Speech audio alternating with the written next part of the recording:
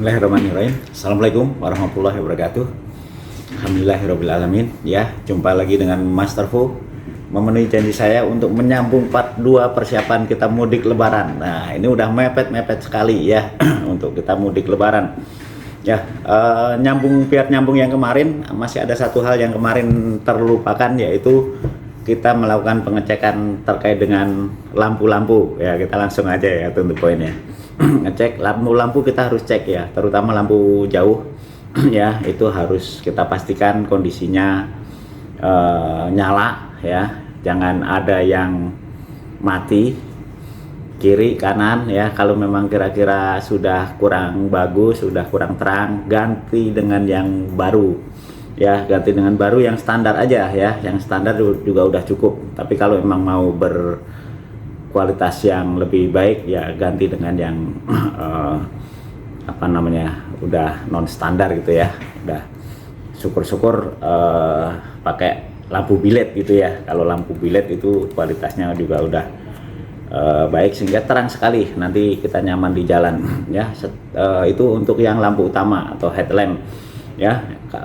Pastikan itu berfungsi dengan baik. Kemudian juga lampu sen ya, lampu sen kiri kanan semuanya pastikan semua nyala. Kalau ada yang mati langsung ganti ya. Ganti saja, udah nggak usah pusing untuk perbaiki dan segala macam. Kalau lampu mah ganti, kemungkinannya adalah bolamnya ya, kita ganti.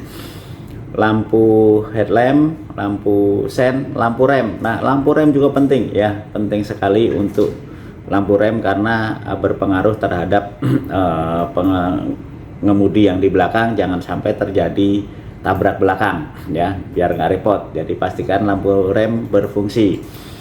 Kalau nggak nyala pokoknya ganti ya gitu. Terus kemudian lampu mundur untuk kalau pas kita mundur.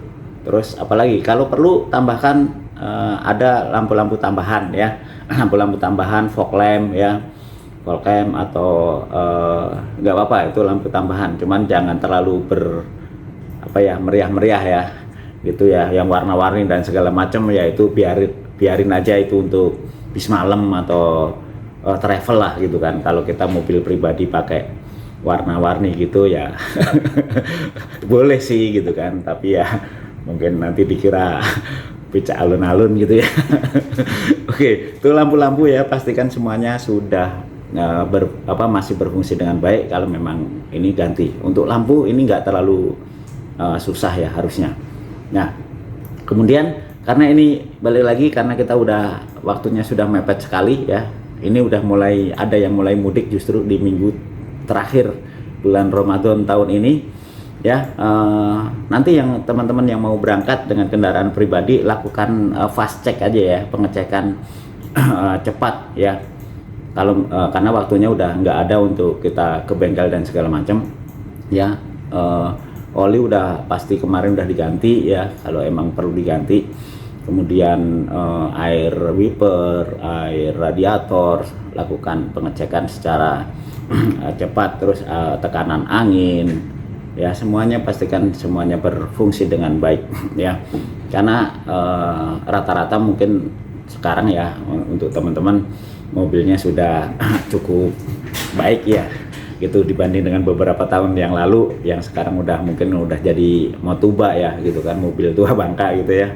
Itu biasanya pengecekannya butuh ekstra ya gitu. Tapi untuk yang sekarang umur mobil ya 5 tahun aja masih oke lah gitu ya, nggak terlalu susah, kecuali untuk yang memang sudah rusak ya. Jadi lakukan fast check, pengecekan cepat sebelum kita berangkat mudik. Nah, itu untuk mobilnya. Kemudian apa aja yang perlu disiapkan pada saat kita mudik? Ya, ini harus dilihat ya, harus dilihat dengan siapa kita mudik ya. Kita ngomong yang keluarga aja ya, suami, istri, anak gitu ya. Itu yang perlu disiapkan itu adalah istilahnya apa ya? Sarana entertainment gitu ya. Oke. Yang pertama tentunya alat komunikasi. Alat komunikasi itu sangat penting. Dalam hal ini tentunya kita punya handphone ya, siapkan ya, handphone dalam kondisi sebelum berangkat itu sudah dicas ya, sudah penuh, jadi aman. Kalau kita perlu komunikasi dan segala macam itu aman, termasuk untuk memantau kondisi jalan kalau emang perlu gitu ya. Itu handphone dan chargernya ya. Nah sekarang juga ada charger yang kita bisa charger di mobil kan ya.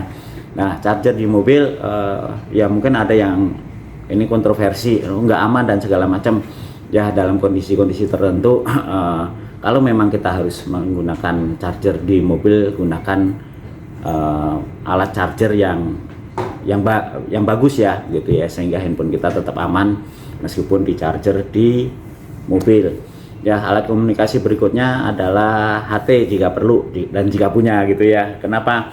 Kita bisa mantau frekuensi yang biasanya kalau teman-teman yang main radio gitu ya, main alat komunikasi HT atau pakai rig itu baik Orari maupun Rapi udah punya daftar frekuensi di beberapa kota, jadi tiap kota kita bisa memantau gitu kan kondisi lalu lintas melalui handphone melalui radio yang disiarkan oleh teman-teman komunitas radio ya. Itu juga ini opsional ya, karena nggak semuanya punya gitu. Kemudian berikutnya adalah audio video ya, yang suka ngevlog, siapkan alat-alatnya ya. Vlog perjalanan Anda mudik ya, untuk hiburan juga gitu kan. Audio biar kita dengerin ya, yang seneng musik ya silahkan dengan musik. Kalau yang pengen tenang dengerin murotal gitu kan sepanjang perjalanan gitu ya, itu lebih menenangkan hati gitu, sehingga kita tidak emosional karena mendengarkan alunan murotal yang merdu dan syahdu gitu kan, membuat hati kita tenang ya. Terus apalagi untuk yang entertainment ya, mungkin terutama yang anak-anak itu ya, TV gitu kan, DVD gitu ya. Tapi udah semuanya sekarang udah main di handphone aja ya, pakai YouTube itu. Tapi ya asal nggak capek aja ya gitu ya, untuk melihat di di handphone yang kecil, mungkin punya tablet atau apa itu pastikan semuanya dalam kondisi yang siap digunakan untuk keperluan hiburan di jalan, terutama yang punya anak kecil. Ini penting biar tidak bosan ya, apalagi yang mudiknya jauh ke mana ya, Jawa Tengah, Jawa Timur gitu ya. Itu karena di jalan tol itu membosankan gitu ya, event jalan tol itu lancar tapi cukup membosankan, jadi perlu hiburan di dalam mobil. Nah kalau perlu kita bisa juga pasang alat karaoke gitu kan, nyanyi-nyanyi di saat macet gitu kan ya, buat hiburan aja nggak apa-apa gitu ya yang sederhana gitu kan. Itu juga bisa untuk mengurangi kebosanan di jalan ya. Itu untuk yang entertainment. Kemudian berikutnya yang penting ini, karena kita juga harus memperhatikan kapan kita jalan ya. Kalau misalkan dalam perjalanan kita itu kita sampai kepada kira-kira buka puasa gitu kan, maka siapkan bekal ya, bekal makanan untuk buka puasa. Karena pada saat kita beduk ya maghrib buka puasa, terus kemudian kita ke rest area dipastikan penuh. Jadi paling enggak siapkan tuh ya bekal makanan, minuman yang pasti minum buat buka puasa. Terus makanan ya paling enggak roti gitu ya, roti atau makanan-makanan ringan untuk bekal puasa ya gitu. Tapi ya nggak usah bawa rice cooker juga gitu ya, repot ya di jalan gitu. Jadi yang penting kita bisa buka pada saat waktunya buka puasa ya. Itu kayak kurma, buah ya, itu bagus ya dibawa. Nah nanti gitu kan kira-kira sudah cukup tenang gitu kan orang berbuka, barulah kita bisa ke rest area untuk berbuka ya. Tentunya tadi cukup ke rest area, mungkin cukup untuk sholat maghrib, buka puasa, udah jalan aja lagi ya. Kalau memang kita masih belum belum capek gitu ya, jalan lagi. Nah nanti setelah Isya ya jam 7-an baru buka apa berat gitu ya, makan berat karena sudah biasanya udah relatif lebih sepi dibanding pada saat maghrib ya, makanya bekal makanan ini sangat penting ya. Kemudian tadi bekal apa, alat-alat entertainment, terus bekal makanan, terus pakaian ya, pakaian dan perlengkapan sholat nanti jangan lupa siapkan dari sekarang ya, jangan nanti mau berangkat terus baru diberes-beresin ya, nanti biasanya kan kelupaan. Kalau perlu bikin list ya, bikin list apa yang mau dibawa ya. Pakaian secukupnya ya gitu, karena kita ini mau mudik bukan mau minggat itu, dan kemungkinan kita balik ya, jadi bawa pakaian secukupnya ya kan ya. Kalau 5 hari ya paling nggak 5 hari lah gitu kan, misalnya kalau misalkan 7 hari ya 7 hari gitu kan itu kalau kita nggak perlu nyuci gitu ya, pakaian santai, kaos gitu kan, pakaian untuk tidur, terutama pakaian untuk silaturahmi nanti gitu kan itu. Dan yang pasti adalah pakaian untuk sholat id itu juga pastikan jangan terlupa ya, peci, kopiah, surban gitu apa, gamis, sajadah ya jangan lupa gitu kan kalau memang berpakaian seperti itu. Tapi pastikan alat apa perlengkapan sholat, bajunya dan perlengkapannya udah siap untuk kita bawa. Kemudian pakaian selama untuk silaturahmi, terus pakaian selama di tempat kita di kampung gitu ya.